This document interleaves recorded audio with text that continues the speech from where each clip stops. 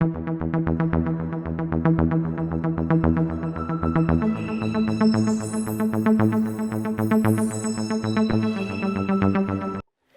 très chers internautes, merci d'être très nombreux en train de suivre l'émission Actualité Art, l'émission qui vous permet d'être toujours à la page de ce qui concerne l'art en général. Cette émission est présentée par moi-même, Afi Ezangi Otok, autrement dit Mr. Mannequin Nzambe la taille S. Cette émission est diffusée sur la chaîne Beznakin, la référence des informations culturelles et artistiques, plus de 143. Aujourd'hui, sur notre plateau, nous allons recevoir un artiste musicien et aussi un architecte. C'est avec lui que nous allons parler de tout sauf rien. Bonjour monsieur. Ah, bonjour maman, fille, bonjour. Bonne santé. Ouais, santé calme. On a bien. Ah, Nangolanza, mais au confinement, parler. Ah bon, confinement, les candés, pas naïf. Confinement, le Congo pas mal. On monde parler, bossement, tout bosser en monde ghetto, quoi. Si ça s'agirait de vous définir en trois mots, que dirons-nous? Ouais, fils de là, je suis d'abord artiste et musicien, architecte d'intérieur, graphiste et non entrepreneur. Donc, je suis business dans ça là. Fils de là, qui fut le premier à encourager votre rêve à Kokoma Ozali Lelo? C'est d'abord, avant tout, mon papa. Au pénal, à nous pousser toujours sur une année initiative au sala. Au Baléoni, ni beaucoup plus dans l'art aussi.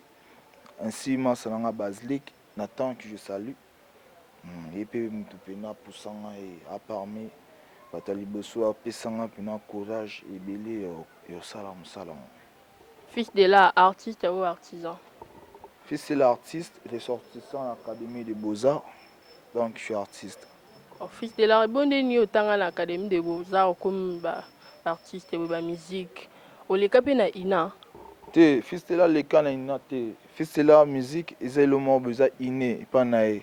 Avant tout, artiste art non, ils ont le mot besoin inné. Tout beau tama nango.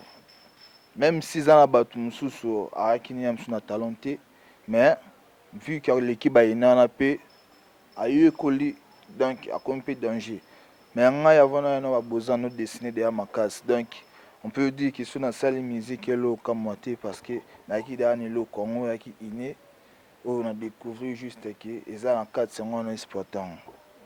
Fils de la idole la musique, na art en général les anani. Oh, la musique, na art, non, tu non, mettre le personnel.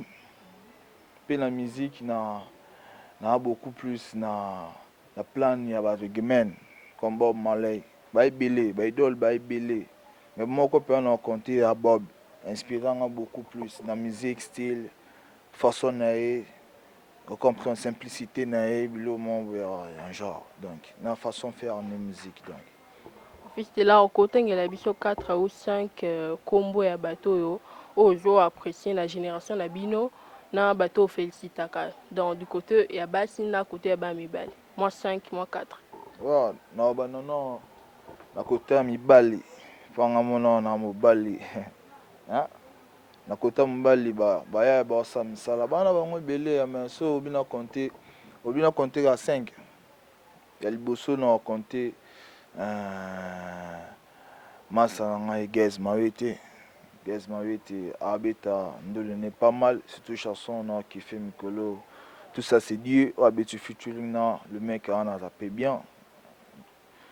Après, à part Gaz Mawete, c'est encore qui Boloyang, Big Daddy, un pro de l'États-Unis, Massa Ghetto. Donc, en États-Unis a évolué. Alors ça n'est pas mal. Nanso Norobaksa. Big Man, Steve Big Man, my bro, Mr. Liboke, et chouchou de femmes. Il y a permis pas mal l'évolution qui te donc Big Daddy puis place à Zali. La côte Bassi, Rebo, pas mal la fille, Asa la pendule n'est bien, Asa n'est bien. Na Anita Moirab, yeah, d'ailleurs, et pas bête donc 5e mois. Merci beaucoup fils de là. Sué na ozanini par rapport à art nayo, par rapport à musique nayo. Sué na ozanini. Bon, souhait nanga pena ya munene ezaki nazala célèbre donc naïbana œuvre nanga yebana partout za connu ata so naza te mais histoire wana etikala pena gravé ocomprendre ezala pena loka epiographie mo boye nde balobaka quoi donc makomi mo likolo ya libanga oyo baœuvre ekoloba partout bafrontière ekobuka ekoleka donc c'est un peu ça naza inaperçu te quoi natika naza inaperçu te so nadaye un jour na sens wana donc fils de l'art arriva eloko na sui nanga en quelque sorte mwana. Fils de l'art, quelle est ta vision de choses par rapport à l'état actuel de la musique, du côté positif, du côté négatif? Wow. Du côté positif, que malgré l'état tozali selon peu pandémie et pessibiso moi limite ebele quoi ba concert ba activité belé até a suspendu. Mais du côté positif ezali na ba o ba continuer bosser parce que confinement ezali wa maki pour un artiste donc et à travail mo accéléré quoi. Donc après confinement ba o ba na katsa misala ba yebana ki ba sa pa misala comprendre ba o ba na misala ba comprendre que ba sa misala du genre du côté négatif so na bina loba na commenter mukizaka mawa pour na biso culture na biso non ya mawa ba soutenir ba artiste te na ba crise auto comme on après ba confinement oyo na habité ceux qui artiste mais déjà bima déjà mondial na habité so ba no senga so ndenge nini donc mais ça va aller et les canons. Et tant que Congolais, et là on est aussi dans le gouvernement congolais pour le domaine, par rapport à ton domaine, et là on est aussi dans la banque basala, pour faire basala moi quelque chose, ça rend on est là-bas confinement. Après confinement, et là on est aussi dans basala la biso et que motiver bino artiste. Ouais maman fille, maman ba question ba artiste ba ebélé au tolobelon déjà maman gouvernement mais changement ezati mais tolema pour le baté. Et là, on a un gouvernement na biso ba mécanon bon sa côté à culture, dans le ministère de la culture, ba valorisant non. Parce que le peuple sans culture et un peuple mort sans histoire. Yango na ba le babo non. Siko so biso na to bafouer culture, siko ba o ba oya.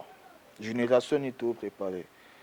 Donc ba meka un peu kobonisa côté à culture, artiste ça s'est retrouvé. Moi mi be ko zala. La piraterie eleki ebele artiste aliaka wana œuvre na ye mais œuvre na biso tant qu'il a piraté tolia wapi esengaka to c'est mondier donc c'est un peu selo nakoki osenga l'état na biso asala to gouvernement. Selon nos sources, fils de l'art assistant à l'Académie des Beaux-Arts, de Baouti Koyo, Kaemo, Auto le bar, et ça est vraiment vrai, assistant à l'Académie des Beaux-Arts, fils de l'art, c'est quoi domaine naïo, apport naïo par rapport à domaine Oyo Sala, non seulement comme musicien, mais aussi comme architecte. Apport naïo comment je peux expliquer la vie na ces années.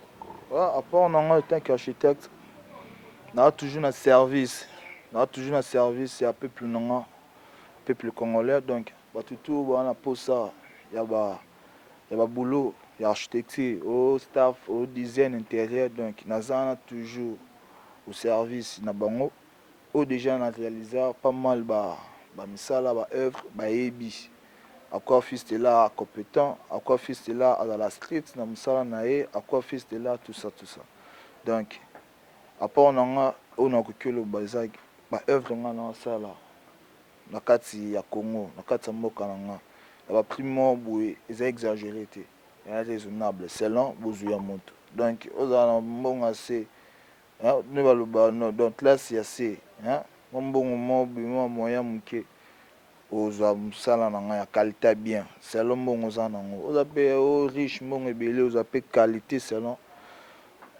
mbongo za nango donc yango wana mo service nde tomi ko balancer makambo pe osunga bandeko biso ba congolais. Fils de l'art est en contrat avec une structure où il s'est fait ou à travailler en autoproduction.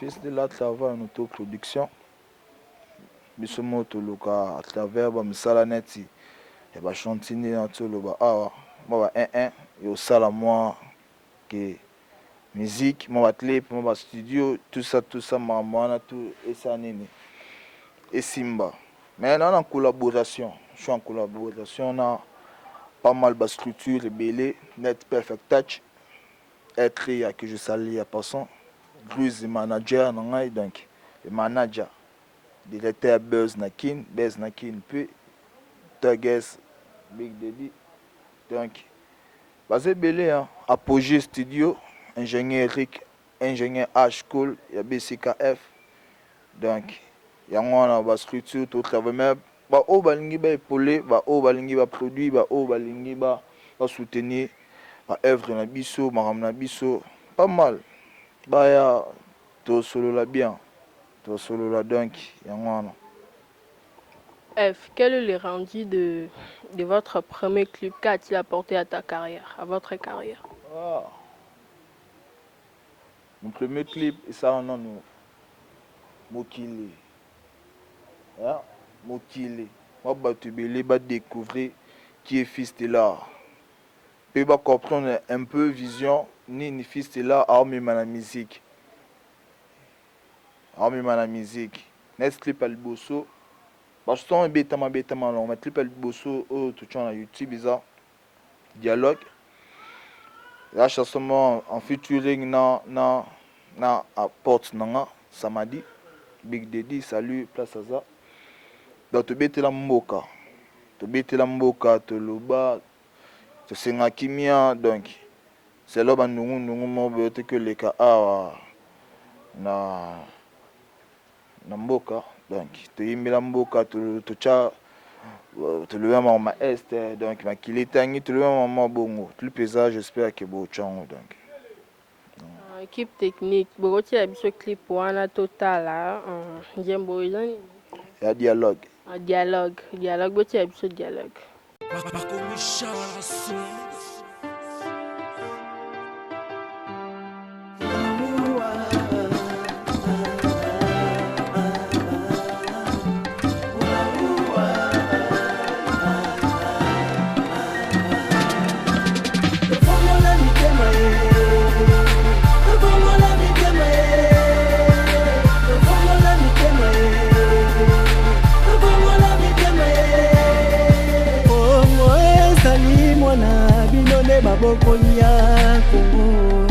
majorité l'opposition to sangana Congo sana posa ende na bino atala kati ya famille po bana bazala malamu esengeli dialogue sala na sima dialogue ende tozi solution peto te ki bana kati ya Congo surtout mingi biso sale ya bana mboka Congo masenya na ba etudia ma partenaire l'état basoda ya Congo.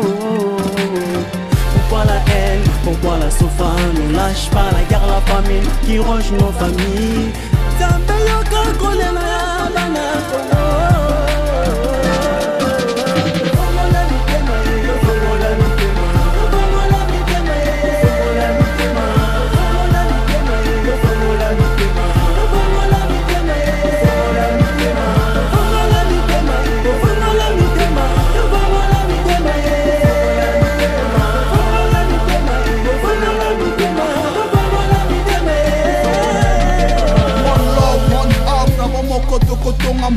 SDC Congo, Tika Kola, Loza, Motem, Africa. Les dialogues sont très importants dans une famille. De même dans un pays comme bel et bien ma chère patrie. Congo, ma belle bakoko, Tika Kolo Tandoto. Sali solo tozo boom, c'est belle ya milimo. Makile za kotanga, même ma kambo za koponga te musafi moko. Et sur la kanango pelongi debo yato solo la. Kuna makamele kana kimia, kinzonzi ye kola. Kuna tete ya bana ya mboka. Maloba ya moye, mesuso lizaka batu ya kwanya. Tozali ye tonge tonga, mina kati kata mboka.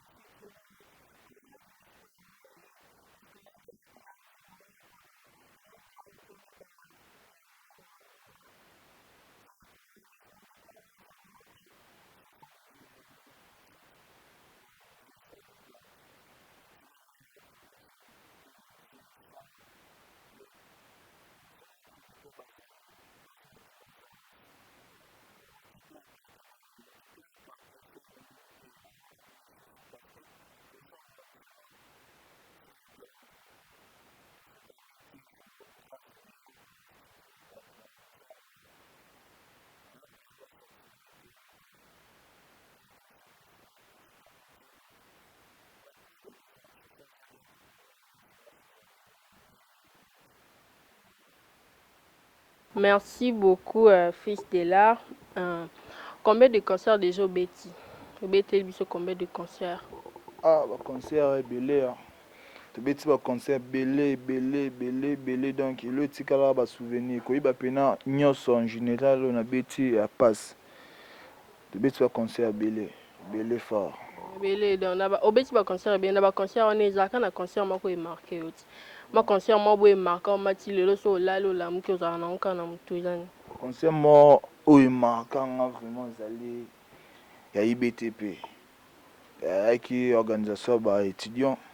Mais, il y a qui pena chaud. Sur un bichot pour la battre, bazalaki. Battre quoi. Concerne le cas très bien. Dans ces souvenirs, na betando le wana producteur Kaenge, place Azalé. Aya pena blokanga na liboko banene. Ah, petit photo coaché. Tozalaka na bamasa westa bajango masa na nga na pesi mbote. Bazalaka wana baya ebele badi black. Donc, il est cas bien fort. Concerne etikala, nazo mbongo ebele, babamba mbongo ebele. Puis nazo opportunité coaché na batu msusu. Ya msusu tonomona na ba distance. Donc, yango wana. Fils de l'art, quels sont tes projets en cours? Bah, projet, bah, cancer, bah, nini, bah, projet en cours. Ah, on est en confinement. Bah, concert attenant pour l'instant.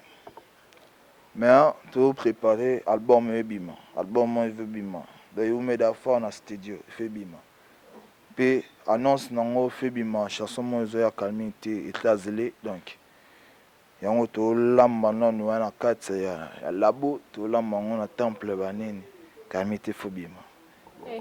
Écraser wana o écraser nani biso bafani o toza na bato na o donc seke écraser wana eza visé mpo okoki écraser biso te biso toza bafani na o écraser biso ndeni seke eza na motu nango écraser te moni ntongo ouragan eyaka elaka te na ntongo etambolaka do elaka te seke makambo ezali makambo eza makasi donc ntango lobi makambo eza senge makambo ezali donc eza juste elo mobi toolongwa ne ya mabe mo covid-19 tinde bato ebele bamona o eza fo ye bani tout ça sikoso eza misusu filme mo nza mabe tine ya mokili amona kaka mabe eleki fa tolobani ya nde mona etlazele donc ezoya na chemin ezonyata ezofina ezokoboma donc esala génocide ya baartiste ebele badai makambo ezali fils de l'arabi donc écrasele ya na moto bino baartiste bose préparé donc boyebaka écrasele ezo écrase bino nyonso donc bose préparé en conséquence fils de l'art tongi tokota na rubrique na biso moko tobenga yango inbox tongi tokota donc kanda olobi baartiste base préparé mpe donc se préparé na baquestion mpo eza mwa moto tokomi sikoyo na rubrique na biso inbox fils de l'art quel âge avez-vous?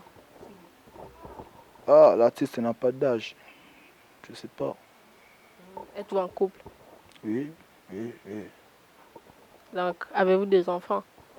Un enfant FT Adji que je salue. Fils de l'art tokota na ba question encore na poser des questions au pona moko comme ça tu développes. Vous après? Après. Ami ou ennemi? Ami. Des ennemis. Dans une fois pour nous amis. Un détestable ennemi. Pourquoi pas les ennemis? Parce que ça existe à temps. Pas d'illusion. Mutumo va exister à temps. Pas d'illusion. L'ennemi va exister à temps. Vedi tant que mon ensemble quoi. L'ennemi va exister. Tenga biso moi 3 noms ya ba mina on a musique. Ba mina on a musique. Il y a le bosso Steve Bigman. Yami Balé c'est D-Black, Shigure, D-Black, 9-3 Bandal, 9-3 Bandal, Misato za Papa Trimo, Simich, Mr. Simich, Massa ba approche nanga, sauf un problème, calme, Bangwalande. Complexé ou orgueil? Orgueil. Tanguy la biso, moi 5 combo bateau mon a bazar orgueil na musique. Moi pour moi na bango. Ngana ebna ngate wa mam na bina musique ngana na nga journaliste. Biso to ebitu loba. El bosso non. On a mon là-bas orgueil, tu vois. On peine l'eau, tu sais, ben nous le thé, ben le bas orgueil. Ah ben non, le petit innocent. Innocent. Ah, le petit innocent. Donc petit na yo. Oh, petit frère non. Mais toi de net. Petit na na bande nga musique to na bande. Mo biso na Congo logo e mabeza nini. So ya na mongo te bongo ko misi mwana suka. Te mwana suka ndenga mabe. D'abord zo logo moko be. Mais surtout qui na âge innocent c'est un petit. Te na âge non, na to so temisi ngotemisi. Ya le petit orgueil. Na batanda buzoba o aboya batako boya. Te comme fallait pourquoi donc que je salue.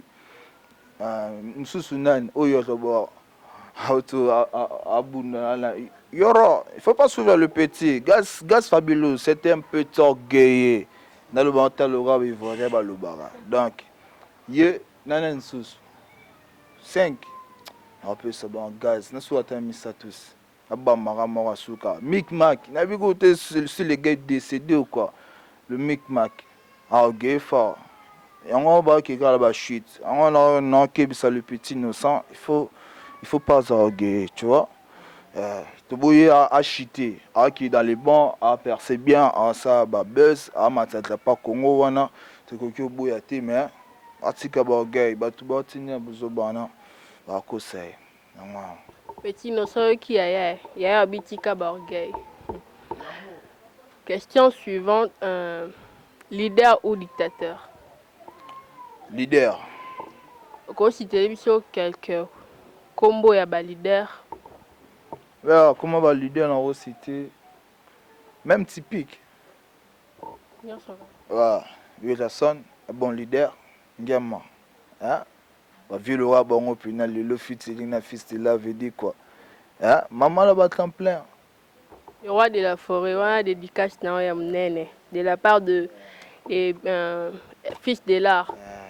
Papa ya Michigan, kobosana te artiste munene kata maison mère.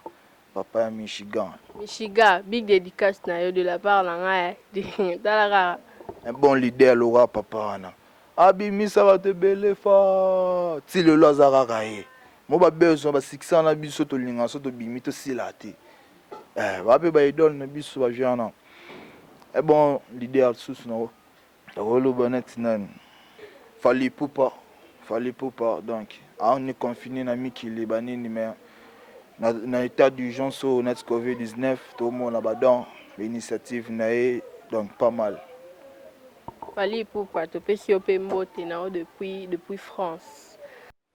Bon tu yo artiste na biso fils de l'art bon nga journaliste o ya lobby engagé ka moko journaliste azana na ba ennemi te ape na ba camarade te donc o ya lobby wana e engagé ka moko so monique a lobby le mo be droit de réponse ça ba coordonner na biso za affiché wana na ba écran o joa o contacter biso to zapi na droit ya ozana droit ya réponse na yo passer une émission o ko répondre par rapport à la makambo ya lobby.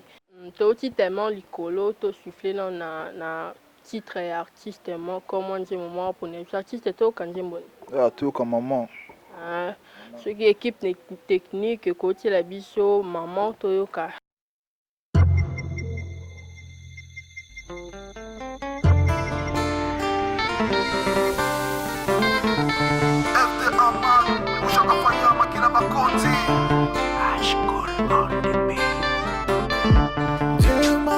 Mais c'est toi qui m'as enfanté.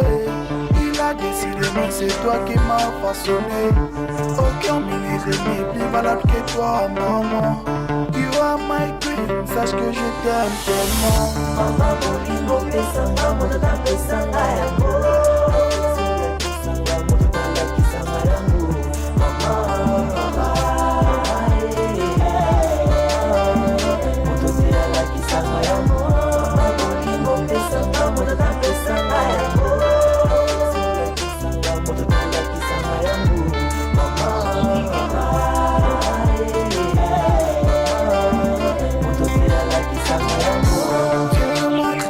C'est toi qui m'as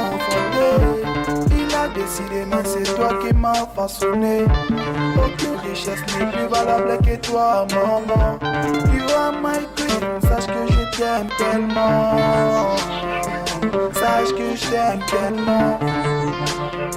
Sache que je t'aime tellement. Si je suis le fils de l'ange, c'est grâce à ma maman, elle qui dit dans mes pas pour aller de l'avant. Elle a toujours été là pour me protéger.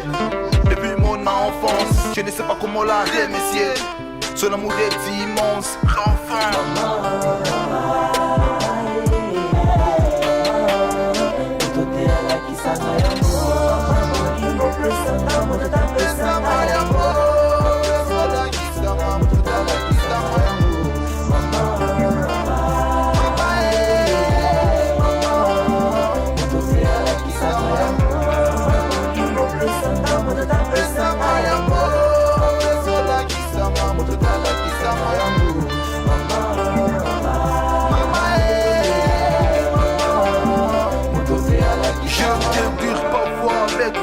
Sur la même maman, que tu m'as toujours accordé ton pardon avant même que je fasse la demande.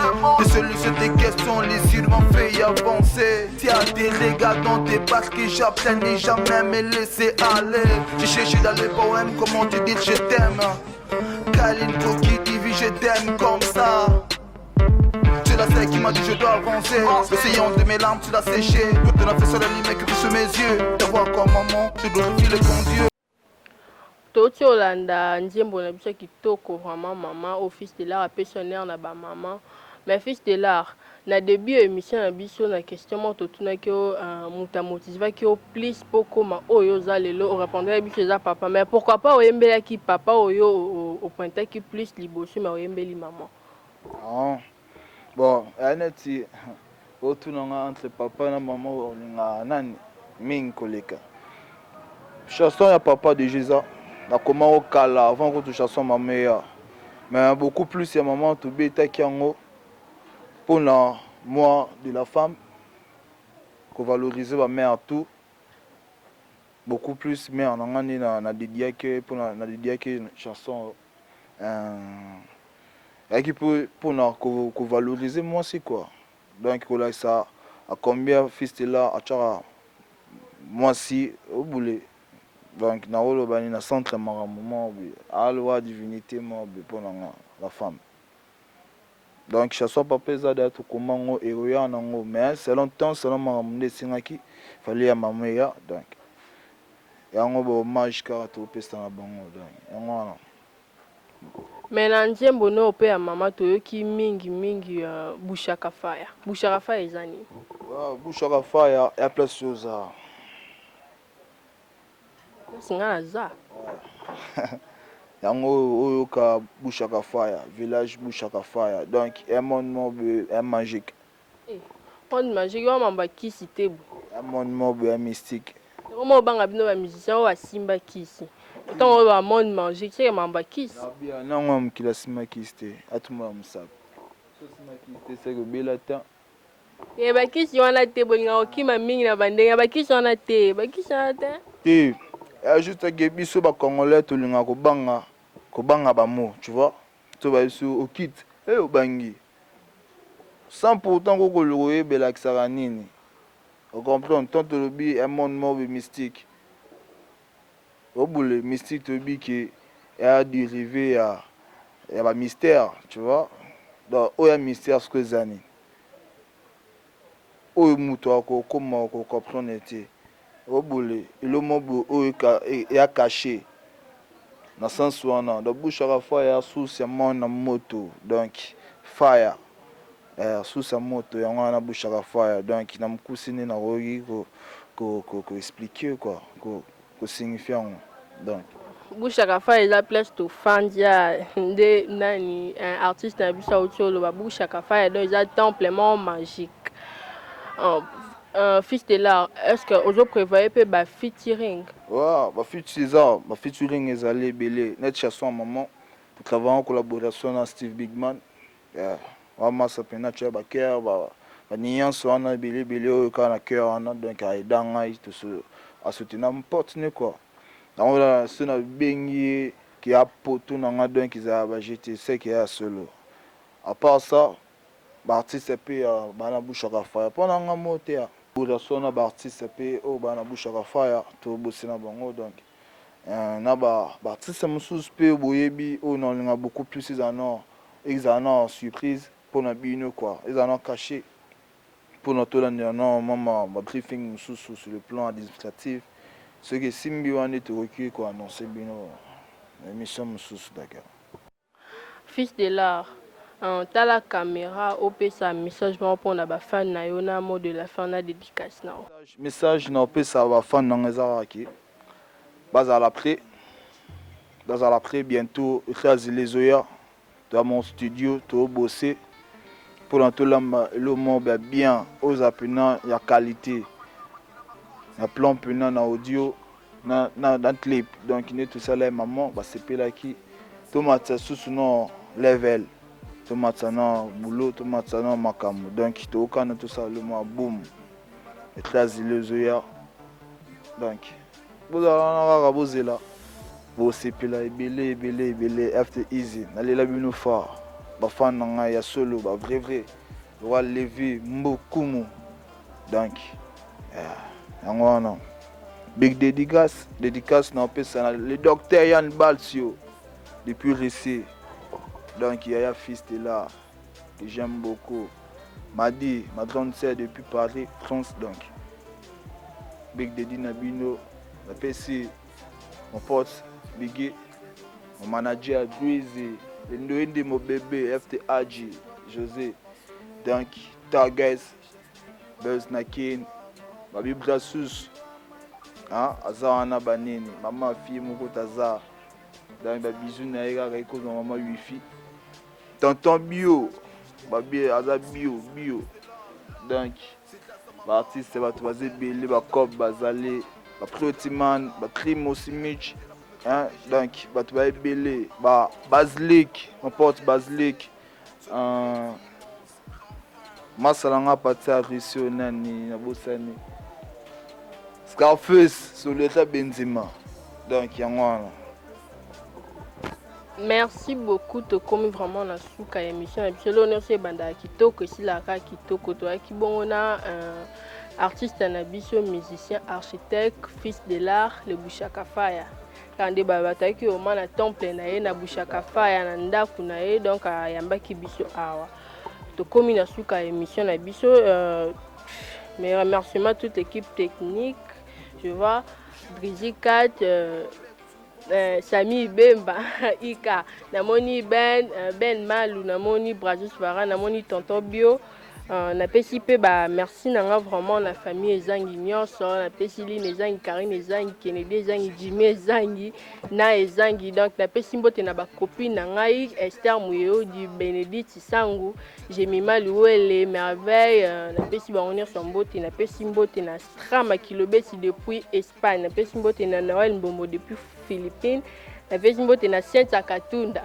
leki a Drizzy Kat donc depuis Maroc na pesi mbote na Mister Kennedy depuis États-Unis na pesi mbote na Camille Media depuis na pesi mbote na Levi vrai donc depuis na pesi mbote na famille Katunda famille Bemba na pesi mbote na Jonathan Badi Banga depuis Issa na pesi mbote na Ebio Plamedi depuis Afrique du Sud na pesi mbote na Gilles Cacharo Diogo Jason Lomboto la pesi mbote na Lille Moneboa depuis France la pesi mbote na Maison Sage Modeste la pesi mbote na Maître Lourd.